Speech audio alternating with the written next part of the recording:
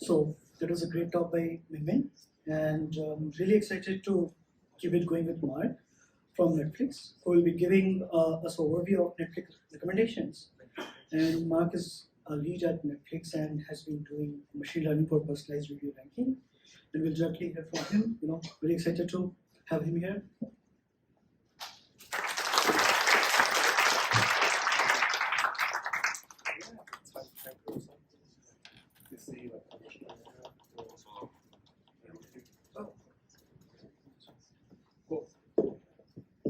Hello everyone, I'm Mark Hsiao from Netflix. I'm really happy to be here today to share a little bit about Netflix recommendation with all of you here. So in today's talk, I will first give a brief overview of Netflix recommendation and followed by 4 different aspects or lessons about Netflix recommendation. So we will begin by discussing how clear, objective, and reward mechanism are bedrocks of recommendation systems. Sorry, Mark. You check with the presentation's not quite right. No.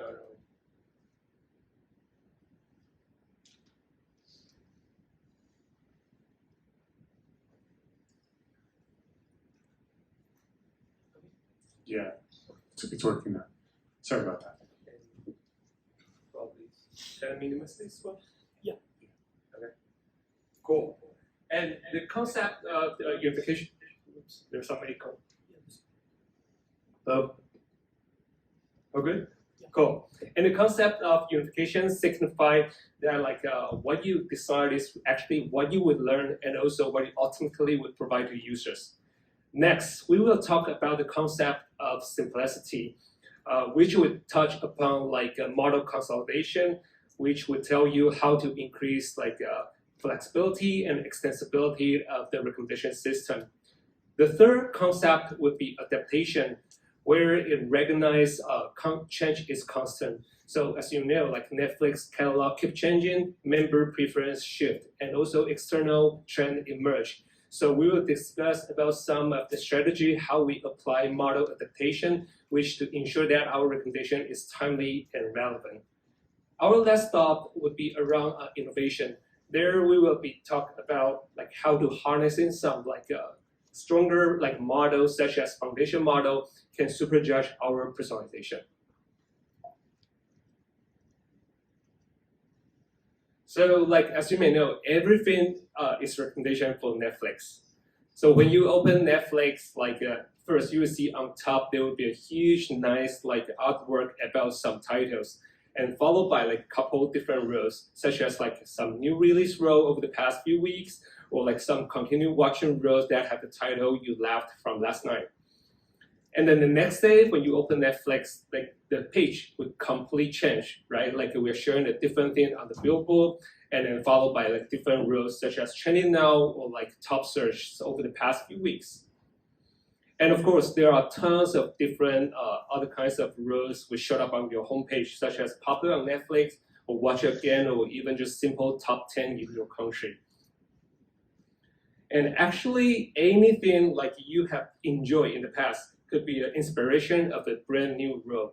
So because you have watched some 5-star chef, we might want to recommend some titles that's about cooking show, but we might also think you might like some titles like Gin Homemaker.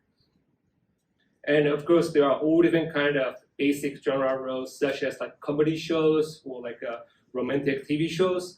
And in addition to that, you might have all different kind of really specific genres. And there are many more other application-specific video rankers, such as Screensaver, or even a dedicated recommender that will recommend titles right after you finish watching a movie. And for Netflix, video recommendation is not just a personalized video ranking problem. One of the most important things is how you would do personalized row ranking for tens of thousands of different rows that might show up in your homepage. And beyond homepage personalization, there are also search and recommendation problem, or even just title to title similarity problem. And in fact, like even the kids, like the favorite characters are highly personalized. So again, I want to stress that like everything is personalization and recommendation. And our goal is to help members find their next title they will enjoy and to maximize member joy and satisfaction. So you might ask, like, isn't it already a solved problem for Netflix recommendation like back in 2006 when we have the Netflix prize?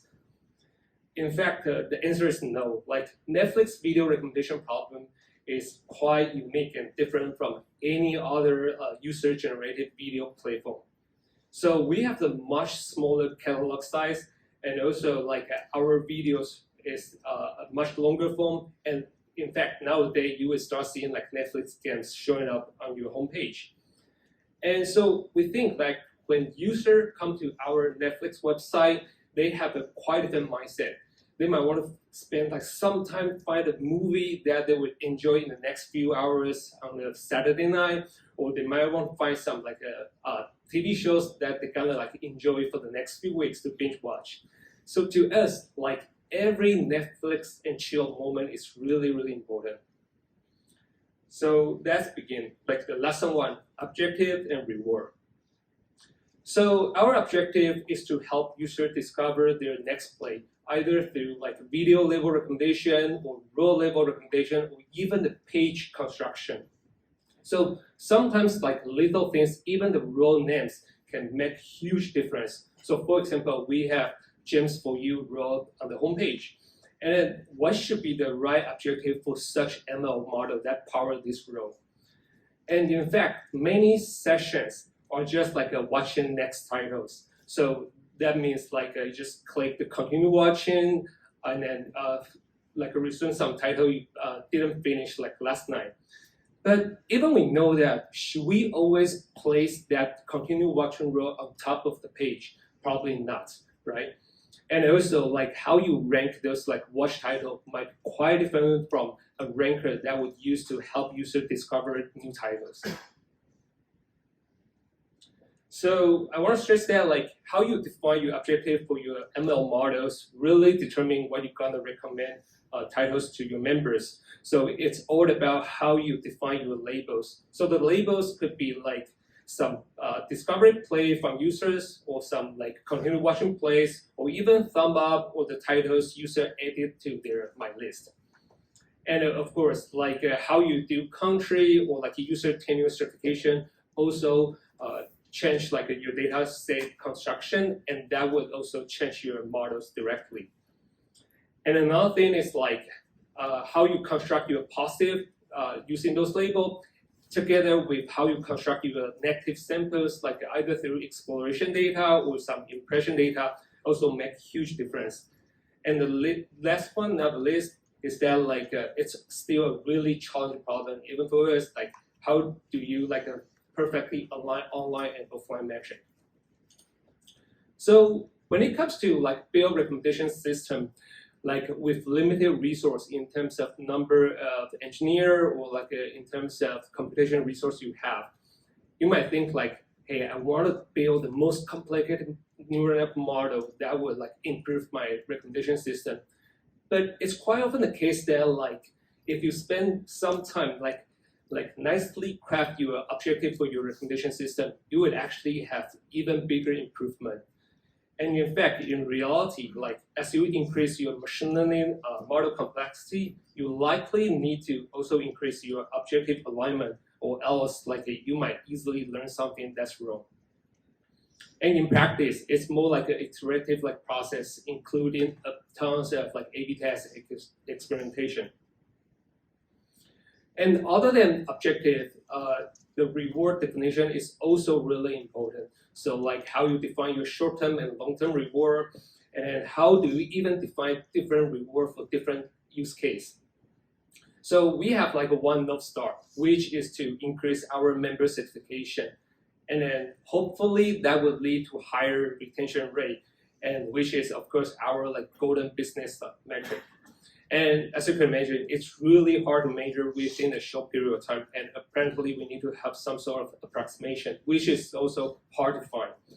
And around this like a reward definition, today I'm not going to talk do a deep dive into this topic, but we do have a really nice like presentation on Friday by some of my colleagues, which will talk about more about reward innovation for long-term user satisfaction. So lesson 2, model consolidation. So while I just described, there are all different kind of objectives, and then different objective models are usually used for different like canvases. When you have so many different like machine learning models, either like page model or like a video ranking model, usually that would increase a lot of innovation overhead. And what's worse is that like sometimes it may provide like inconsistent or suboptimal experience to your members. So it's really important to reduce like the maintenance costs to allow operating with a small team. So it's all about like cost efficiency and also having fewer models. So another important aspect is that like innovation applied to one canvas or some model should also be automatically extended to other canvases or models. So in today's talk, I will provide like 3 different like approach how we do model consolidation. So the first one is through multitask learning. So in fact, you could have one single model that would predict members like next play or thumb up or the titles they might add to their list. And why do we want to use MTL? Because like we believe that user satisfaction is really high dimensional, and hopefully that could be captured by various different kind of user behaviors. And another important aspect is that like by using like an MTL, you could transfer knowledge across different objectives. And eventually that would actually improve your overall performance. And the most important thing is that like that helps us to scale our ranker. So for example, you could just simply apply different head of your MTL model for different canvases. The second approach is through model sharing. So unlike having one model with like multiple different output, you could actually have the one model that's taking different input. So for example, in our use case, we have the one unified contextual ranker that's used for all the search and recommendation purpose. So the model could be trained like with 3 different kind of like data set, such as like query-based searches data, or title-based recommendation, or entity-based searches. So with the MTL, that like you have the one model that could support different output, and the like a sharing model that have one model can support different input. What's really important is that like we still have so many different kinds of model for so many different use cases. So it's really important to have a flexible and unified training pipeline or framework that could easily produce model of different objectives, which means that you should have a pipeline that could let you easily define your label generation or do the reward generation. And of course, like you need to have flexible model and feature definitions. Like in summary, like engineering is also really important for model consolidation. In the lesson 3, I want to talk a little bit about everything is changing. So for this topic, I'll talk about 3 different case studies. So the first one, Netflix originally started our service only in US, and gradually like we become more available in more and more countries. So as you can imagine, great recommendation for any new market is really, really important. But in the meantime, they are also harder to achieve due to lack of data. So what you could possibly solve this problem is that like you could find out in which country like the global like recommendation model is actually not working that well and why. And then what you could do is you could warm start your global model and then fine-tune it on the country-specific data to have such corresponding like country-specific models. And then with this, you could have a context-aware ensemble global model that knows like which submodels to use like for different countries. For the second case study, I want to share about like, you know that Netflix, like every week, new titles are launched on the platform every week. So how to better co-start like a new launch title is extremely important. And of course, metadata and all different kind of like engineered features that are used for better co-starting are really important, but actually they are not enough.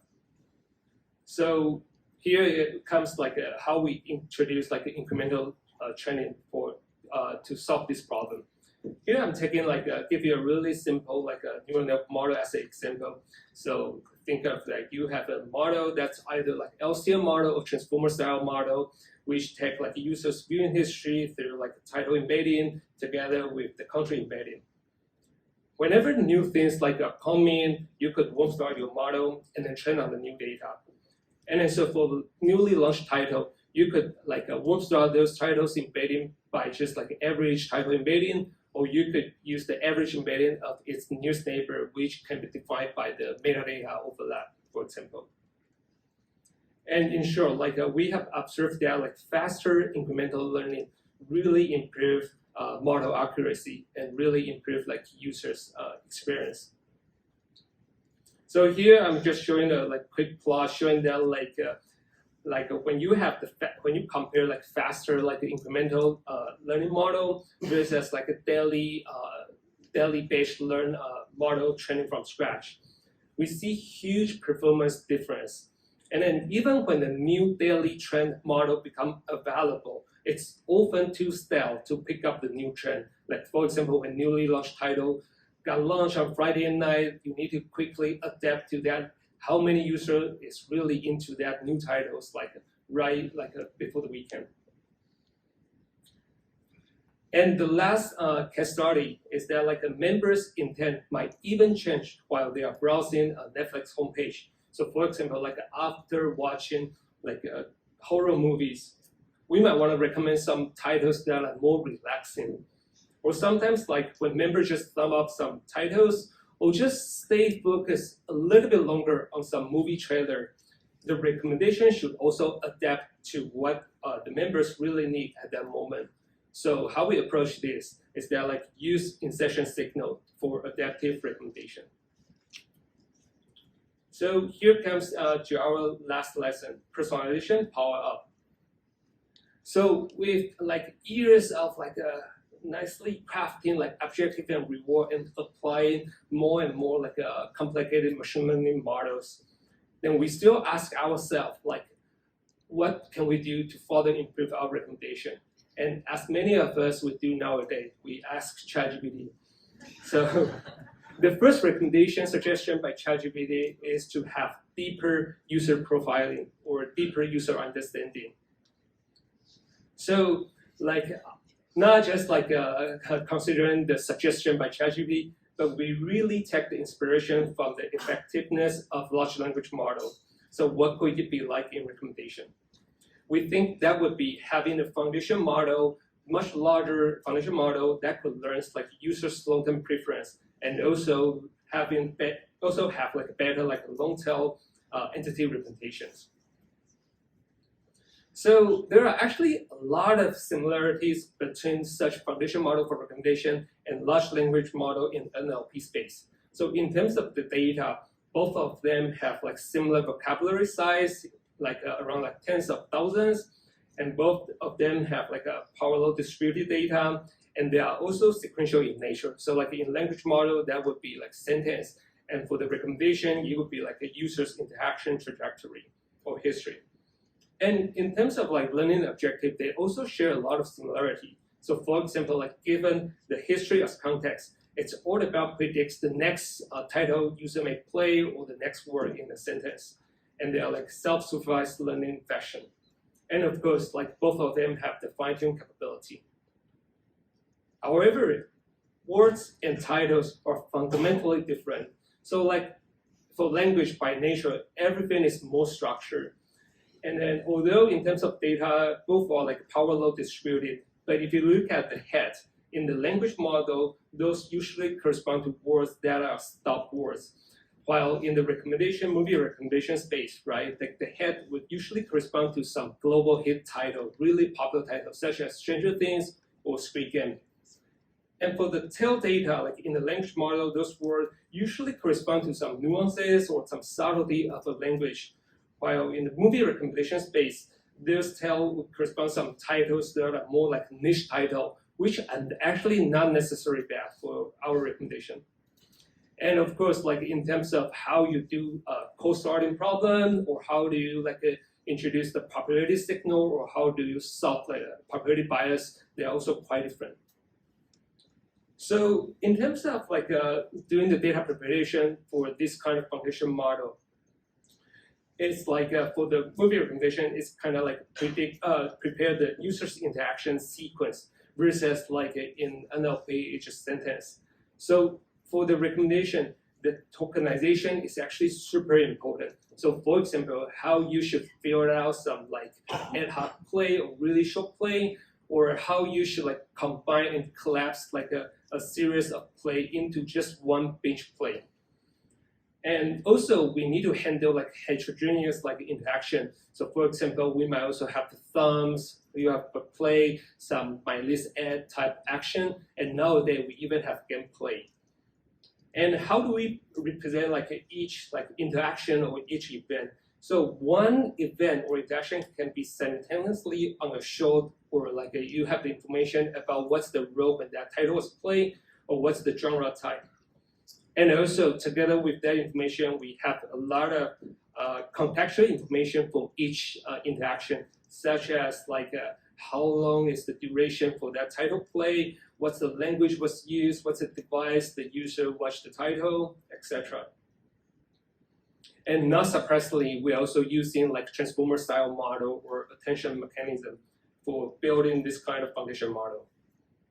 Here I just give a really like high level like model architecture overview. The input is just a series of like interaction, and then with some embedding layer and some feature transformation layers, you have a stack of transformer or attention layers. And in the end, you have the softmax like that's like producing the probability over the catalog.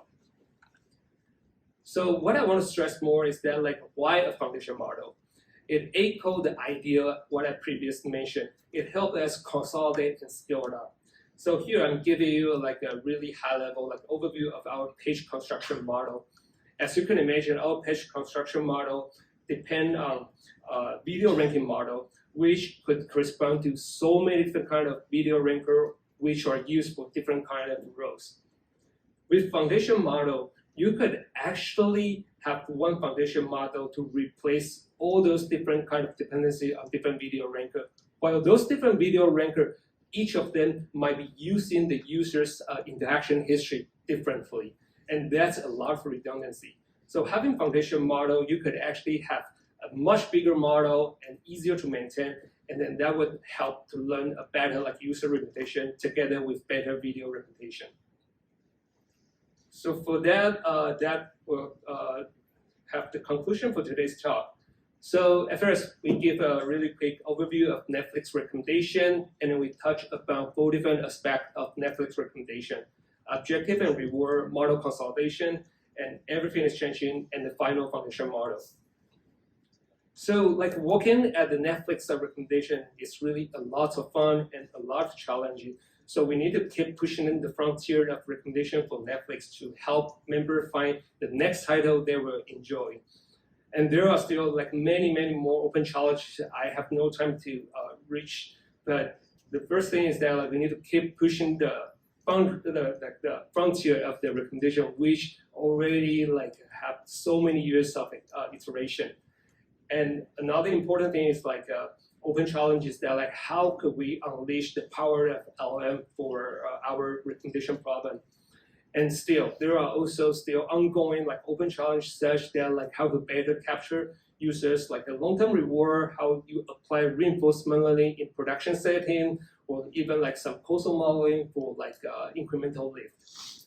So here comes the most important slide.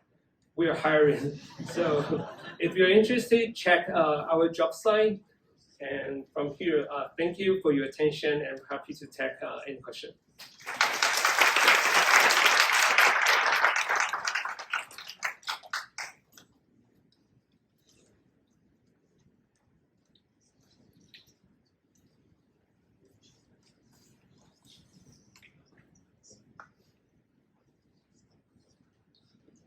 Thank you very much. Very interesting talk. So I have 2 questions. The first question is, you talk about to improve the modeling efficiency. You are trying to use one model to predict for different applications or even different surfaces.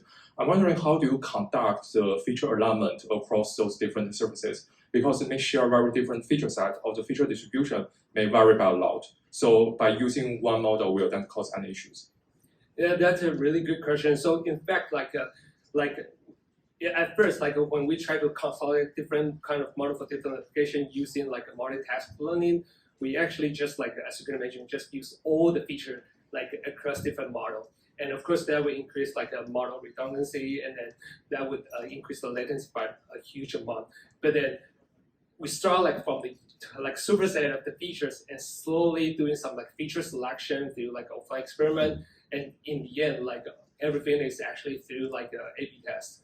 Yeah, because when you serve the model that using different head for different canvas, we could actually run an A/B test that simultaneously change all the models for different application and see how user react. So just a follow up, for different, for instance, surfaces or applications, you actually build up different tasks in the multitask learning model.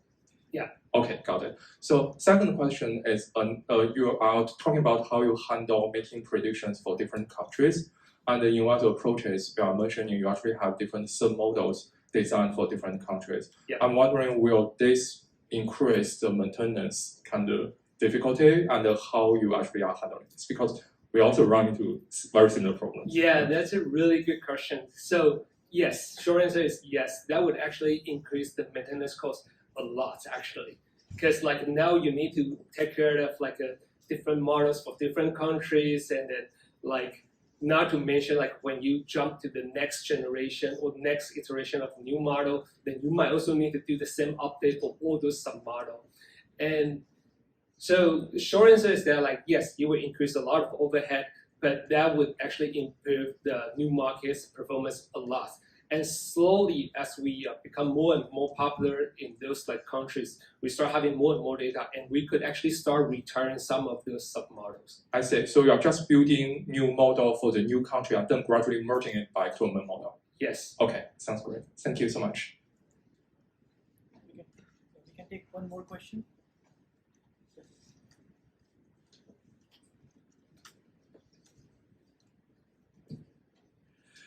Oh yeah. First of all, this is actually a very insightful talk. Thank you so much. I'm just curious from your past experience regarding the negative samples, right?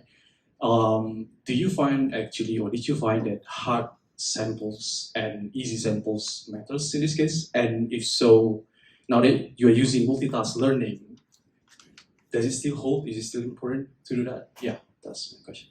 Yeah, it's a good question. So hard sample and easy sample actually make difference. So as you can imagine, a really simple a negative generation could just uniformly sample from your whole catalog, right? And well, sometimes a better quality of negative could be user have some impression of the titles, but just keep ignoring that title and never play that title. That could be a really good quality of negative. So yes, choosing different kind of hot sample, simple negative did make huge difference. And then again, sometimes we could learn the effect through some offline experiment, but ultimately what we do is just do a bunch of A/B tests with a lot of different cells with different negative sampling strategy and see which wins.